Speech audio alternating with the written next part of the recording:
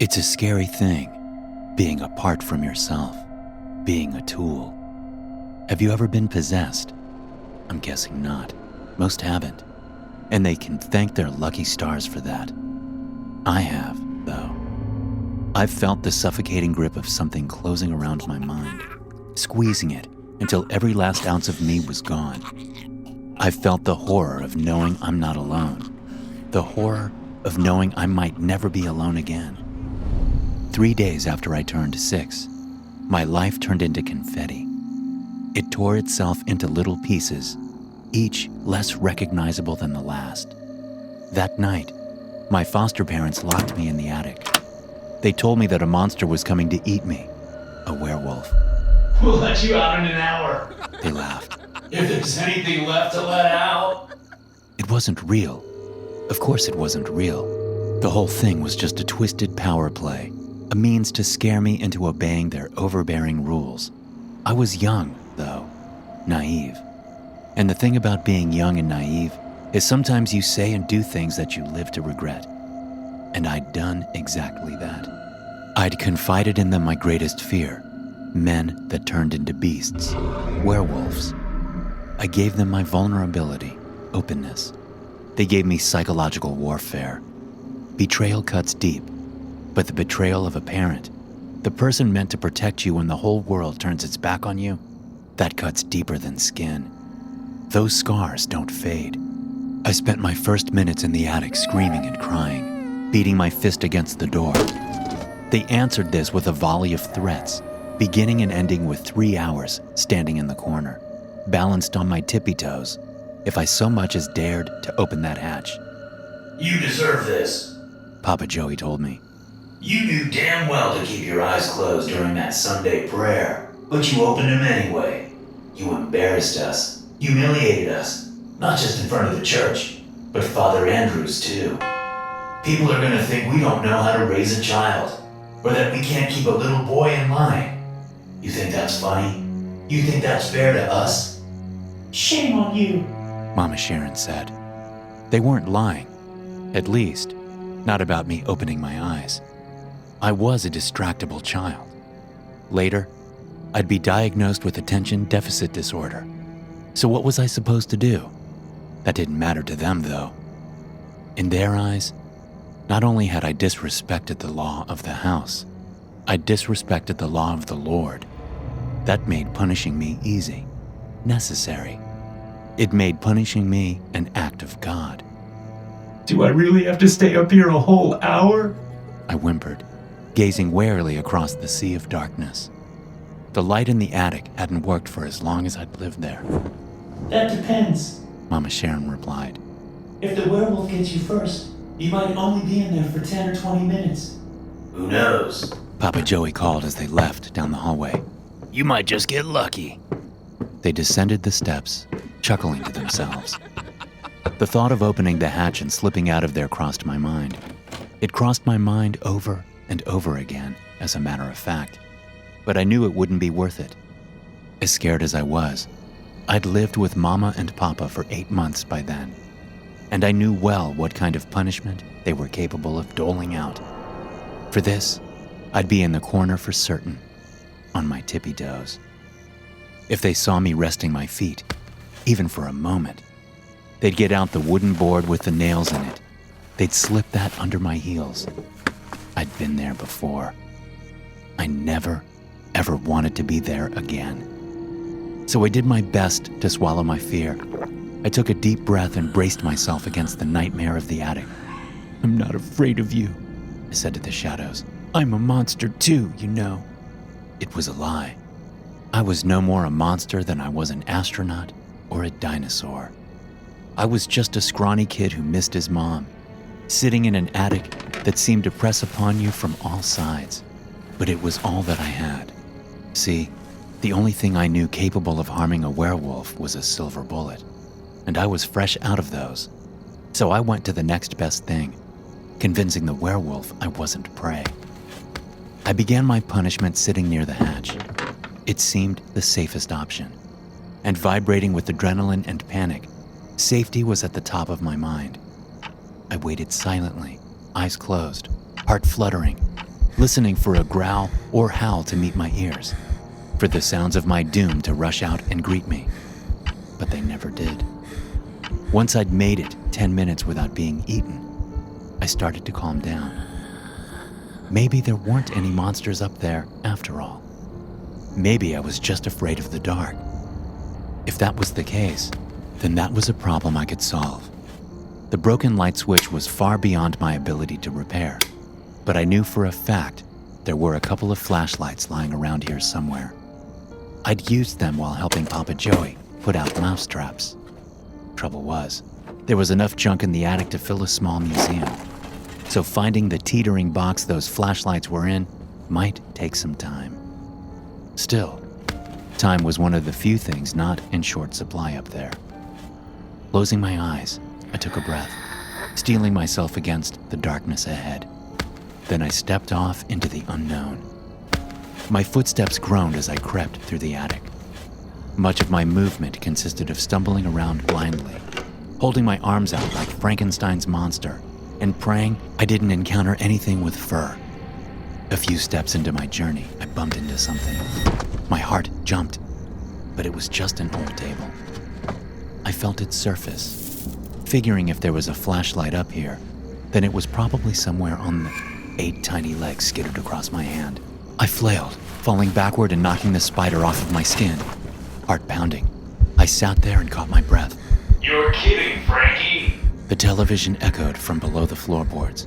Keep that up, and you won't just be out of a job. You'll be out of a wife. A laugh track kicked in, joined by Mama Sharon shrieking in amusement and clapping her hands.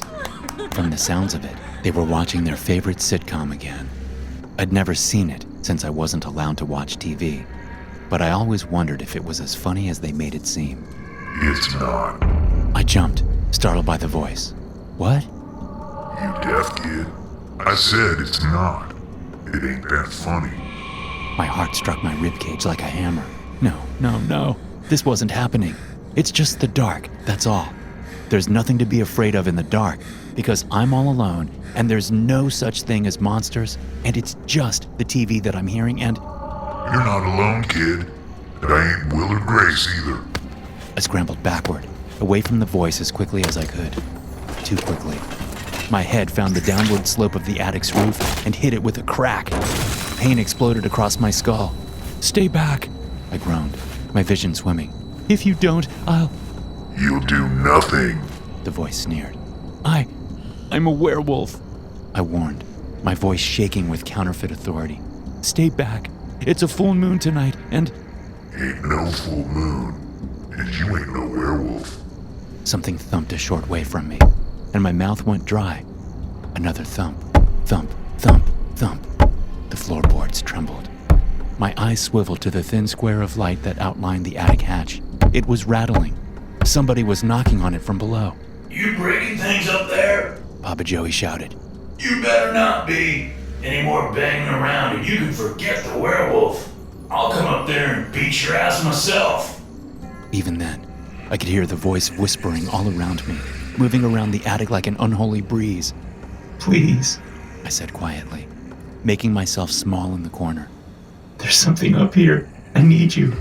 You think I'm stupid, boy? My mouth trembled. My entire body quaked.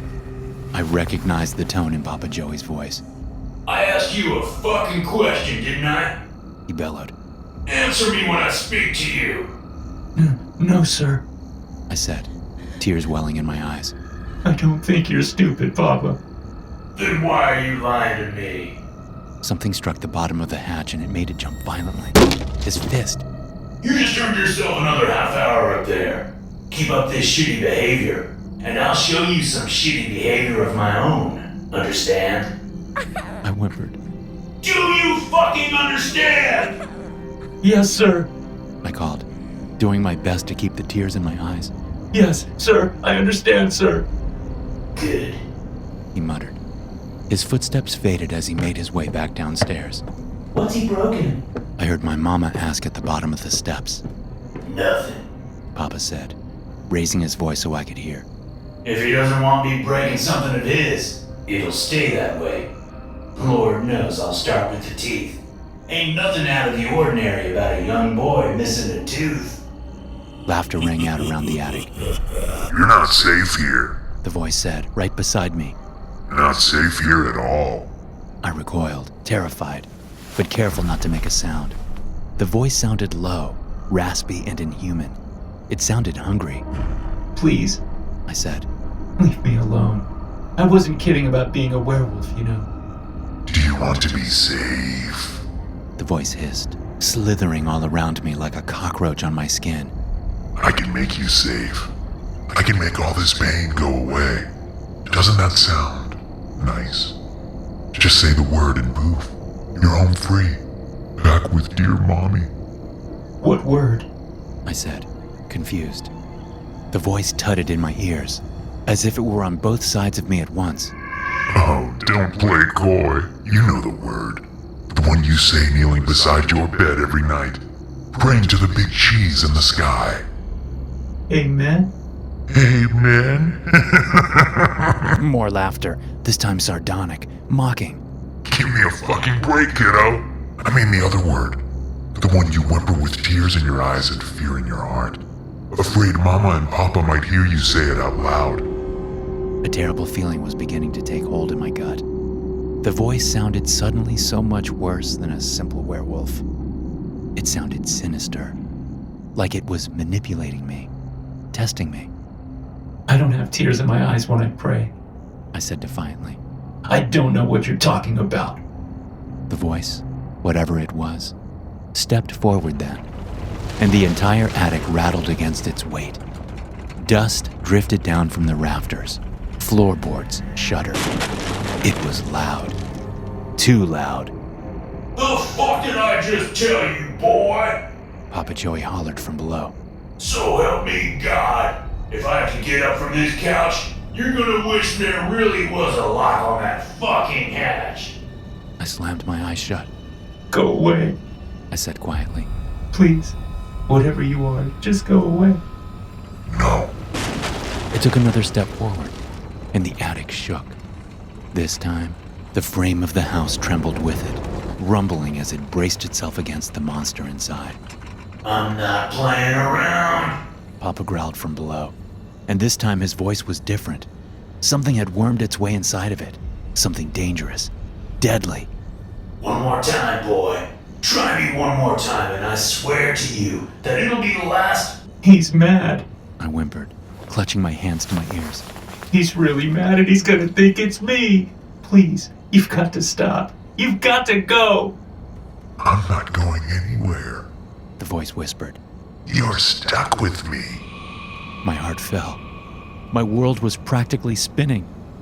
The situation had spiraled so far outside of my control, and I knew that no matter what, once the television episode was over, Papa Joey would come up here and show me just how angry he was. What's this? The voice asked, bemused. A sound met my ears, dull and low, like a cardboard box sliding off of a wooden table. My heart froze. Looks expensive. No, don't. My plea was cut short, interrupted by a symphony of shattered glass. A half second later and another box tipped. Something tumbled out of it, obnoxious and heavy, rolling across the creaky floor like a bowling ball. I'm going to make you believe. The voice hissed. No matter what it takes.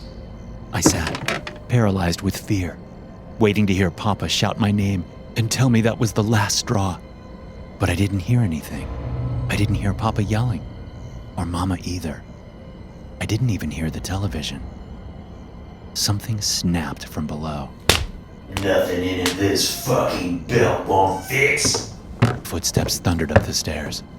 Why are you doing this? I shrieked into the darkness. Why are you making them hurt me? Tears poured from my eyes as I trembled in the corner, taking deep, heaving breaths as I prepared myself for the discipline I was soon to receive, for the pain. I'm trying to teach you a lesson. The voice cackled. Now say the word, boyo. Say the word, or you'll beg for it later, beaten and bruised. No! I shouted, shaking my head furiously. Tears stained my cheeks. I know what you are. I know what evil monsters like you do. But I'm a good kid, and I pray every night, so just leave me alone. A fist pounded against the underside of the hatch. Then it rattled, like somebody was pulling on the handle, trying to get it open, but it wouldn't budge. Get your hands off the hatch! Papa Joey roared. Say the word. The voice hissed. I plugged my ears, curling into a ball. No, just leave me alone and go away. Do it now before he gets you. He sounds so angry. Mama's voice joined the chaos below. What's he done now? Locked himself up there? The hatch rattled, and I heard Joey grunt. What's it look like, Sharon? Well, just leave him there then. If he wants to stay up there with the werewolves, he can stay there all weekend if he pleases. No, he damn well can't, Sharon. Papa shouted. I've got valuable things in those boxes, and that little shit stain's destroying them. Joey heaved, and the attic hatch squealed, sounding as though he were pulling against it with his entire weight. Running out of time. The voice said up against my ear. Tick-tock, say the word, or you'll pay for this in blood. Who knows when he'll stop beating you? Hopefully before you drop dead. I screamed then, lashing out and throwing out my fists helplessly into the dark, doing anything I could to stop the voice from talking, from tormenting me. Stop it! I shrieked. Stop it! In all my life, I'd never felt so helpless, so afraid. There wasn't any escape here. Threats surrounded me. Below, my foster parents were beating down the attic door, while all around me a voice taunted and jeered, goading me to turn away from God, to make me admit I didn't have the faith I claimed to. I just wanted them both to go away, forever. I just wanted to go to my room and play with my action figures and read my storybooks. I just wanted to be a normal kid again, with a normal family. I wanted to feel safe. A sharp creak sounded, followed by a snap of wood. Light flooded the attic, and I gazed in horror toward the now open hatch, feeling suddenly weak and helpless. Joey had broken the steps clean off of their hinges. Obnoxious little shit. Papa snarled, stomping up the steps. Don't kill him, Joey. Mama Sharon said casually. Just smarten him up. He's been nothing but disobedient since he got here last July. Oh, I'll smarten him up. Papa said, face appearing above the floor line with bulging eyes. I'll teach him a lesson so good, he'll wish he was back with that drug addict whore he calls a mother. Papa! I called out, whimpering.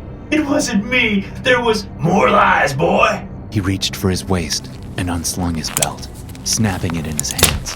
The metal buckle gleamed in the light. This time, Papa said, stepping forward. I'm not gonna stop until you bleed. I recoiled, raising my hands defensively. Please. I sobbed.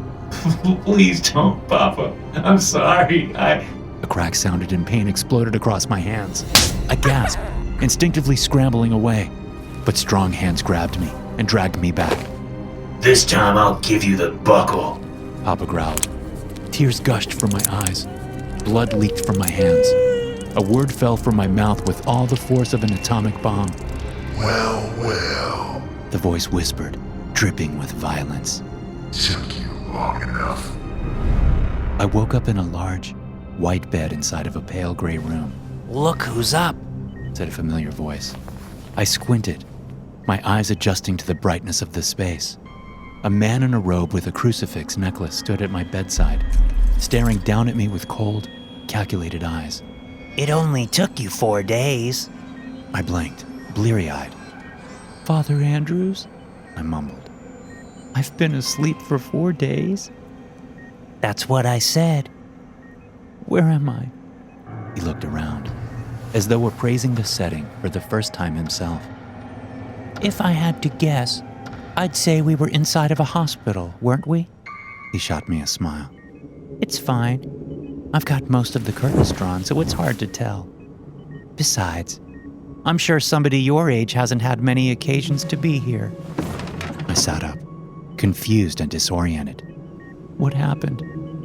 Father Andrews frowned, his expression growing grave. That's what I was hoping you could tell me, Alex.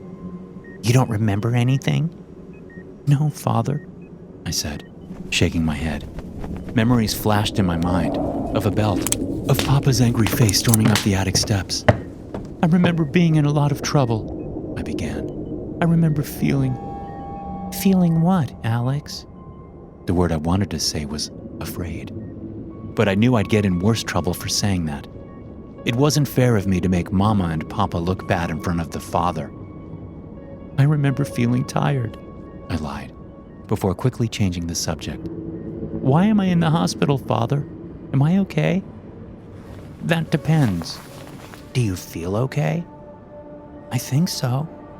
I feel tired, and I've got a headache, but mostly I feel all right.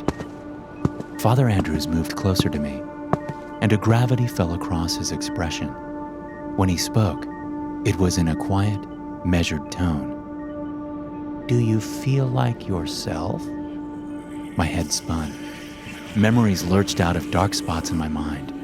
Memories of a voice, of a malevolent presence tempting me to admit I'd been crying during my prayers.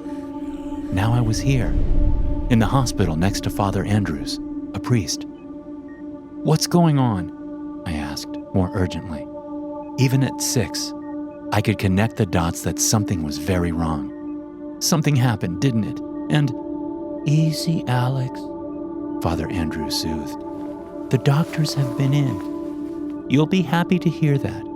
As far as they can tell, you're fine. A little worse for wear, but nothing that won't clear in a few days. And the doctors will be happy to hear you've woken from your coma. Coma? The word was new to me, but I felt like I'd heard it before. It felt like something bad, like something you didn't want to have happen to you. Terror shot through me. Are Mama and Papa mad at me? I asked. A sinking feeling formed in my gut. The voice had destroyed so much stuff in the attic, and now that Mama and Papa had gotten a good look at it, they were probably furious with me. I'd likely get a second helping of discipline when I got home. Sharon and Joseph are dead, Father Andrews said. My mouth fell open. The gravity of the word was almost beyond my understanding. Dead? Father Andrews sighed, then pulled the rest of the curtain shut around my bed, shielding us from view. Alex, this is difficult to say, but they're dead because of you. I blinked. The situation felt like a bad dream, like a scenario so awful that it couldn't possibly be true. I killed them? I said, my voice barely a whisper. No, I didn't. You burned away every ounce of blood in their bodies and seared crucifixes into their foreheads. When the police showed up, they were husks. You were comatose. I swallowed, my mouth dry. No, that's not right. Horror wrapped itself around me as more memories unearthed themselves. This time, I remembered the attic and the voice. I remembered it tempting me to break my vows to God by speaking a word. If I just spoke the word, it said, it could make the pain go away. I love them, I said, my voice cracking with the onset of tears. I wouldn't hurt them because I love them. I promise. Father Andrews folded his arms. That may be, but they're gone now. He reached into his robes and produced a small, clear vial. Unstopping it, he held it above my head. Now that you're awake, let's try this again. He tilted the vial and doused me in the liquid.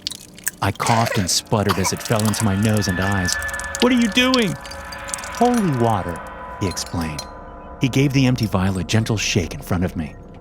Over the past 3 days, I've poured various amounts onto you, but it's never had any effect. Do you know why that is? Holy water. It was something I once learned about in Sunday school. Water that had been blessed to protect against demons and other terrible things. If he had been pouring that on me, then it was because he suspected me of being a terrible thing too. I gazed up at him, horrified. It wasn't my fault, I cried, shaking my head as though if I just denied it hard enough, then I could make it all go away. The demon, the dead parents, all of it. I just wanted a second chance. What wasn't your fault? He replied. Guilt twisted inside of me. The demon in the attic, I blurted out. I didn't mean to talk to it, I swear. It just kept pressuring me and pressuring me. Then I got so scared and I accidentally said the word, but I didn't mean to. I didn't. I broke off into a long sob. Father Andrews grabbed me by my shoulders. You said a word? I nodded, my lip curled up and snot leaking down my nose. I didn't mean to. What word? The word sat on the tip of my tongue, but fear gripped me. What if the demon was waiting in here, unseen, just like it had been in the attic? What if when I said the word, the demon would crawl right back inside of me and start killing people all over again? I couldn't face that. I couldn't risk that. I can't, I said. Father Andrews brought his mouth next to my ear. When he spoke, his voice was quiet, deliberate. What was the word, Alex? If I say, then the demon might come back and hurt somebody. Say it, he snapped. Say the damn word. I slammed my eyes shut, pursing my lips and shaking my head. There was no way I could do it, no way. Not after what happened last time. The father snarled and tore the crucifix from his necklace and pressed it against my forehead. He muttered words in a language I didn't understand. Enough excuses! Help, I whimpered. I'll help you once I'm sure. No, I said. That was the word I asked for. Help. Help? He stared at me blankly, mouth hanging open as though processing something. Did you say that you asked for help? I nodded, shaken. Oh, Lord Almighty above. He heaved a sigh, pocketing his crucifix and sitting down in the chair next to my bed. Thank God. The situation had only gotten more confusing. Thank God? He took a breath, then another. Eventually, he stood up and approached my bedside, placing a hand on my arm. Things aren't as bad as they seem. They're not? Does this mean I wasn't possessed? That it wasn't me that hurt Mama and Papa? Father Andrews' smile faltered. I don't have much experience with this, so you'll forgive my bluntness, but you deserve the truth. He paused. His next words came slowly. It's clear to me that you really were possessed, Alex. And, for better or worse, that same force used you to commit violence against Joseph and Sharon. Through you, it killed them. My heart fell. In that moment, my world, small as it was, collapsed around me in slow motion. I shrank before Father Andrews. I wanted to keep shrinking, become tinier and tinier, until there was nothing left of me, and I wouldn't feel this horrible guilt and shame. My body quaked with the fresh onset of tears. Will that demon keep possessing me? Father Andrews stared at me as though dumbstruck. Demon? I tried to respond, but it just came out as a torrent of ugly sobs. A moment later, he seemed to have realized something. He shook his head as though chastising himself, and then pulled me close, wrapping me in one of the warmest embraces I've ever felt. You weren't possessed by a demon, Alex. He squeezed me. You were possessed by an angel. Thanks for listening. If you enjoy these stories, be sure to subscribe to the podcast and check out some more of my episodes here.